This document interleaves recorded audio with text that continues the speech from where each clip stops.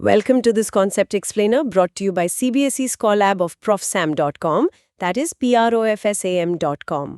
तो आज हम unit 11 dual nature of radiation and matter का इंट्रोडक्शन समझेंगे। हाँ, और कोशिश करेंगे कि ये जो मुश्किल लगने वाला चैप्टर है ये इतना सिंपल हो जाए कि इसका डर हमेशा के लिए निकल जाए। बिल्कुल, और सारे कॉन्सेप्ट्स एग्जाम तक एकदम क्रिस्टल क्लियर याद रहें। चलिए तो एक सिंपल से सवाल से शुरू करते हैं। जरूर।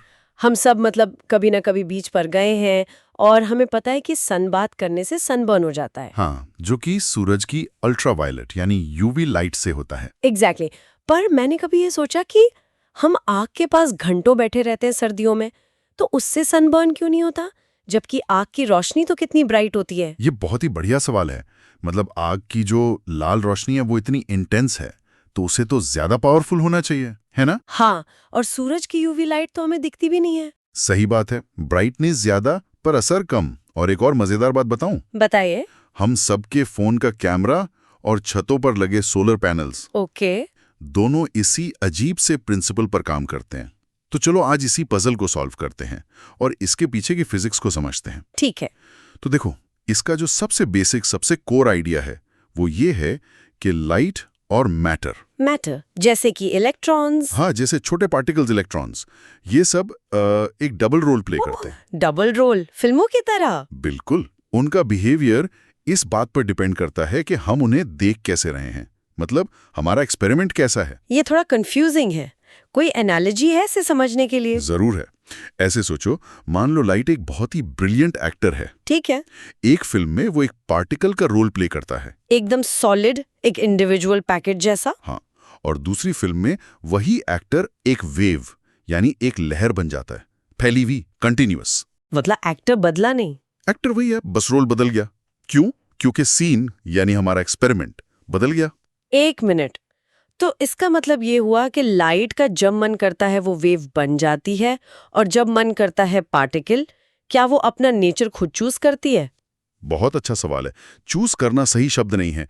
सच तो यह है कि उसके पास दोनों नेचर्स एक साथ एग्जिस्ट करते हैं। एक साथ? हाँ, बिल्कुल, एक सिक्के के हेड्स और टेल्स की तरह दोनों हमेशा रहते हैं। हम जब एक्सपेरिमेंट करते हैं तो हम बस ये डिसाइड करते हैं कि हमें कौन सा फेज देखना है। अच्छा, तो ये हमारे एक्सपेरिमेंट पर डिपेंड करता है कि हमें उसका कौन सा रूप दिखेगा। एग्जैक्टली। चलो एक मेंटल इमेज बनाते हैं ताकि ये दिमाग में लॉक हो जाए। ओके। सोचो कि समंदर के किनारे एक मेटल की प्लेट रखी है और हमारा काम है उससे इलेक्ट्रॉन्स निकालना। ठीक है, मेटल प्लेट से इलेक्ट्रॉन्स निकालने हैं। अब जो आग की ब्राइट रेड लाइट है, उसको समझो कि वो पानी की हल्की हल्की जेंटल लहरें हैं। हजारों लहरें आकर प्लेट से टकरा रही हैं, पर उनमें इतनी जान ही नहीं है कि वो एक भी इलेक्ट्रॉन को उसकी जगह से हिला सकें। ठीक है, बहुत सारी कमजोर लहरें। बिल्कुल। अब दूसरी तरफ सोचो सूरज की डिम सी वायलेट या यूवी लाइट को। ये पानी की लहरों जैसी नहीं है। ये है जैसे पानी की एक अचानक से आई तेज हाई एनर्जी बूंद। सिर्फ एक बूंद? हाँ, सिर्फ एक बूंद आकर प्लेट से टकराती है और अकेले ही एक इलेक्ट्रॉन को नॉकआउट करके बाहर निकाल देती है। तो अब बताओ क्या मैटर किया, लहरों की गिनती यानी ब्राइटनेस, या हर एक लहर की एनर्जी यानी लाइट का कलर? इसका मतलब हर एक लहर की एनर्जी, ये लाइट का कलर ज्यादा इंपॉर्टेंट है। एग्जैक्टली। अब समझ आया? अब देखते हैं कि इस ड्यूअल नेचर कॉन्सेप्ट की जरूरत ही क्यों पड़ी। हाँ, ये जरूरी है। देखो, 1800s के एंड तक सब कुछ बहुत सॉर्टेड था। सब आराम से ये मान रहे थे कि लाइट एक इलेक्ट्रोमैग्नेटिक वेव है। हाँ, जैसे हमने पिछले चैप्टर्स में इंटरफेरेंस और डायफ्रैक्शन पढ़ा था। सही कहा। वो सब वेव थ्योरी से परफेक्टली एक्सप्लेन हो रहे थे। पर फिर एक एक्सपेरिमेंट सामने आया जिसने सब कुछ उलझा दिया। उसका नाम था photo electric effect. Photo electric effect जब लाइट किसी मेटल सरफेस पर गिरती है तो उससे इलेक्ट्रॉन्स निकलते हैं। इसमें ऐसी क्या प्रॉब्लम थी जो वेव थ्योरी एक्सप्लेन नहीं कर पाई? यही तो कहानी का ट्विस्ट है। जो क्लासिकल वेव थ्योरी थी, उसके हिसाब से अगर लाइट एक वेव है तो ज्यादा ब्राइट लाइट का मतलब है एक बड़ी पावरफुल वेव। हाँ, लॉजिकल है। और इस बड़ी वेव को जब वो मेटल से टकराएगी तो उसे ज्यादा एनर्जी वाले इलेक्ट्रॉन्स निकालने चाहिए थे। सीधा हिसाब है, बड़ी लहर पत्थर से ज्यादा जोर से टकराएगी। बिल्कुल। तो एक्सपेरिमेंट में क्या हुआ? एक्सपेरिमेंट में इसका ठीक उल्टा हुआ। इलेक्ट्रॉन्स की एनर्जी लाइट की ब्राइटनेस पर डिपेंड ही नहीं कर रही थी। क्या? तो फिर किस पर कर रही थी? वो डिपेंड कर रही थी लाइट के कलर पर, यानी उसकी फ्रीक्वेंसी पर। घंटों तक ब्राइट लाल रोशनी डाली, कुछ नहीं हुआ। पर जैसे ही हल्की सी नीली या वायलेट रोशनी डाली, इलेक्ट्रॉन्स तुरंत निकल गए। तुरंत। ओह, तो वो सनबर्न वाला एग्जाम्पल इसी वजह से था, क्योंकि यूवी लाइट की फ्रीक्वेंसी रेड लाइट से ज्यादा होती है। अब तुम कनेक्ट कर पा रही हो। और सुनो, वेव थ्योरी एक और जगह फेल हुई। कहा? थ्योरी कहती थी कि अगर लाइट कमजोर भी हो तो इलेक्ट्रॉन को धीरे धीरे एनर्जी एब्जॉर्ब करनी चाहिए और थोड़ी देर बाद बाहर निकल जाना चाहिए। अच्छा, मतलब एनर्जी इकट्ठा करके, जैसे हल्की लहरें धीरे धीरे पत्थर को घिल देती हैं। एग्जैक्टली। पर एक्सपेरिमेंट में ऐसा बिल्कुल नहीं हुआ। या तो इलेक्ट्रॉन इंस्टेंटली निकलता था या बिल्कुल नहीं, और टाइम लैग था ही नहीं।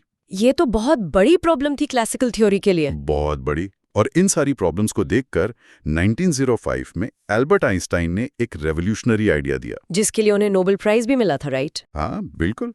उन्होंने कहा, लाइट को एक कंटिन्यूअस वेव की तरह सोचना बंद करो। तो फिर कैसे सोचें? उन्होंने कहा, सोचो कि लाइट एनर्जी के छोटे छोटे डिस्क्रीट पैकेट्स में चलती है, और इन एनर्जी पैकेट्स को उन्होंने नाम दिया फोटॉन्स। फोटॉन्स। और हर फोटॉन की एनर्जी उसके कलर यानी फ्रीक्वेंसी पर डिपेंड करती है। इसके लिए उन्होंने एक बहुत सिंपल सा फॉर्मूला दिया। जरा एनसीईआरटी से पढ़ो, क्या फॉर्मूला है वो? Energy of a photon E = h new, मतलब E = h न्यू। हाँ, यहाँ h एक कांस्टेंट है जिसे प्लैंक्स कांस्टेंट कहते हैं, और v यानी न्यू लाइट की फ्रीक्वेंसी है। और इस फॉर्मूला से सब कुछ क्लियर हो गया। सब कुछ। वॉयलेट लाइट की फ्रीक्वेंसी न्यू ज्यादा, तो हर वॉयलेट फोटॉन में ज्यादा एनर्जी। रेड लाइट की फ्रीक्वेंसी कम, तो हर रेड फोटॉन में कम एनर्जी। अच्छा, तो एक अकेला हाई एनर्जी वॉयलेट फोटॉन एक इलेक्ट्रॉन को नॉकआउट करने के लिए काफी है, जबकि लाखों कमजोर रेड फोटॉन्स मिलकर भी ये काम नहीं कर पाते। वाह, मतलब पूरी पजल सॉल्व हो गई। Hope everything is clear so far. This concept explainer is from profsam.com, that is profsam.com.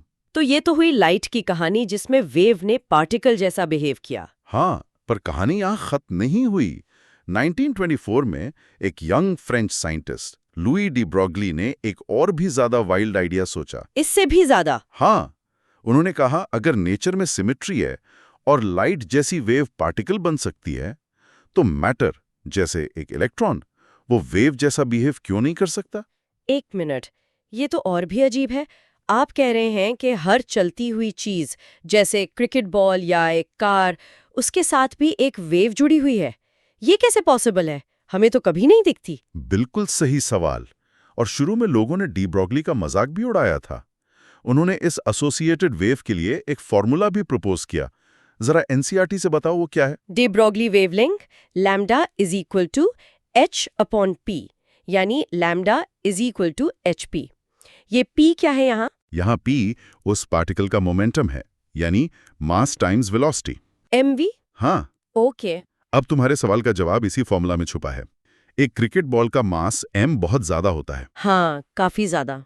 इसलिए उसकी वेवलेंथ लैम्डा इतनी ज्यादा छोटी आती है कि उसे मेजर करना इम्पॉसिबल है। इसीलिए हमें वो वेव दिखती नहीं। अच्छा। तो बड़े ऑब्जेक्ट्स की वेवलेंथ इतनी छोटी होती है कि वो मैटर ही नहीं करती। परफेक्ट।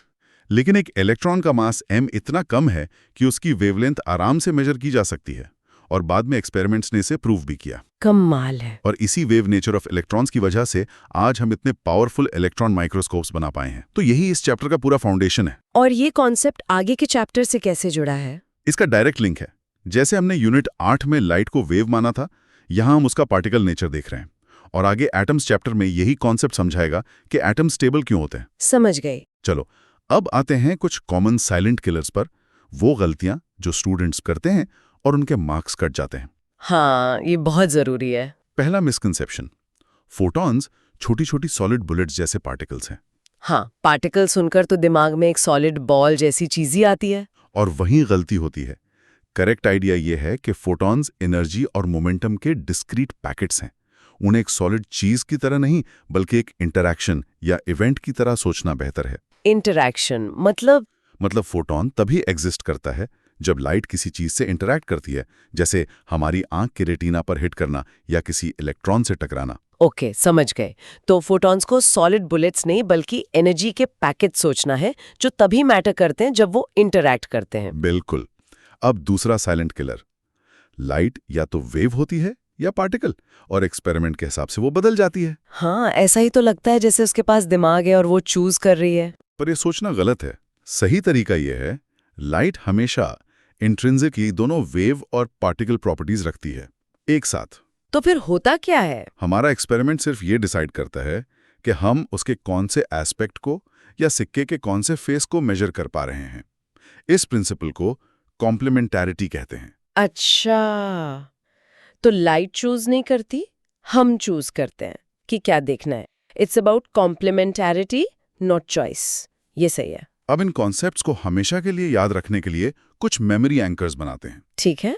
एक एसोसिएशन हमेशा याद रखो, वॉयलेट फोटॉन्स एनर्जी के असैसिन्स, किलर्स हैं, और रेड फोटॉन्स कमजोर सिपाही, वीकलिंग्स हैं। हाँ, ये अच्छा है। एक अकेला असैसिन काम तमाम कर सकता है, यानी इलेक्ट्रॉन निकाल सकता है, लेकिन लाखों कमजोर सिपाही मिलके भी कुछ नहीं कर पाते। सनबर्न इसका परफेक्ट रियल लाइफ एग्जाम्पल है। ये याद रहेगा, असैसिन वर्सेस वीकलिंग्स। एक फिजिकल जेस्चर भी ट्राई कर सकते हैं। जब हाई फ्रीक्वेंसी, हाई एनर्जी की बात हो तो अपनी उंगलियों को पास पास रखो, जैसे छोटी वेवलेंथ। ओके, उंगलियां पास पास। और जब लो फ्रीक्वेंसी, लो एनर्जी की बात हो तो उंगलियों को फैला दो, जैसे लंबी वेवलेंथ। ये एक विजुअल क्यू बन जाएगा। Short wavelength, high energy, long wavelength, low energy. Got it. और आखिर में एक लाइन अपने दिमाग में फिट कर लो, colours carry energies, frequency is the key. Colours carry energies, frequency is the key. Brightness यानी इंटेंसिटी धोखा दे सकती है, असली गेम चेंजर फ्रीक्वेंसी ही है। बिल्कुल सही। चलो, तो इस पूरी चर्चा को 3 सबसे इंपॉर्टेंट पॉइंट्स में समराइज करते हैं। ओके। पॉइंट 1, लाइट सिर्फ एक कंटिन्यूस वेव नहीं है, ये एनर्जी के डिस्क्रीट पैकेट्स यानी फोटॉन से बनी है। ठीक है। पॉइंट 2, हर फोटॉन की energy E is equal to h nu उसकी फ्रीक्वेंसी पे डिपेंड करती है, उसकी इंटेंसिटी या ब्राइटनेस पे नहीं। इसीलिए वॉयलेट लाइट के फोटॉन्स रेड लाइट के फोटॉन से ज्यादा एनर्जेटिक होते हैं। राइट। और पॉइंट 3, सिर्फ लाइट ही नहीं, मैटर जैसे इलेक्ट्रॉन्स भी डुअल नेचर शो करता है। हर मूविंग पार्टिकल के साथ एक de Broglie wavelength lambda is equal to hp associated होती है, भले ही हम उसे हमेशा देख ना पाए। एग्जैक्टली। तो 12th CBSE फिजिक्स, केमिस्ट्री और मैथ्स में मैक्सिमम मार्क्स लाने के लिए profsam.com पर विजिट करें। That is PROF Sam, right? Yes, PROFSAM.com. See you in the next one.